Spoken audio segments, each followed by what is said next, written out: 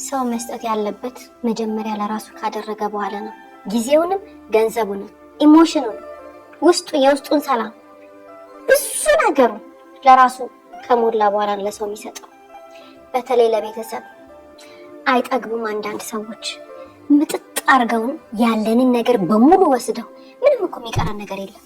ህይወታችንን እኮ አንጠጥፈን ሰተናቸው ምን አረክሽልኝ ምን አረክልኝ ስላላት ነው የሰጠችው፣ ተርፋት ነው የሰጠው። እንዲህ ነው የምንባለው። ስለተረፈው የሚሰጥ የለም። ሰው ራሱን ጎርቶ ነው የሚሰጠው። ሰው ከራሱ አግዱሎ ነው የሚሰጠው። ሰው ከራሱ ላይ ከአፉ ላይ መንጭቆ ነው ሌላ ሰው የሚያበላው። ይሄንን የሚረዳ ግን ጉልበቱን ላቡን ጠፍ አድርጎ የሰራ ሰው ብቻ ነው።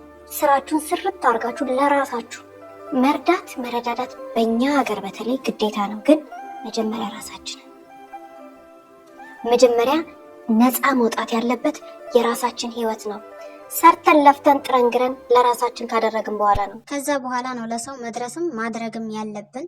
ለማንኛውም ቪዲዮን ከወደዳችሁት ላይክ፣ ሼር፣ ሰብስክራይብ ማድረግ እንዳይረሳ። ባይ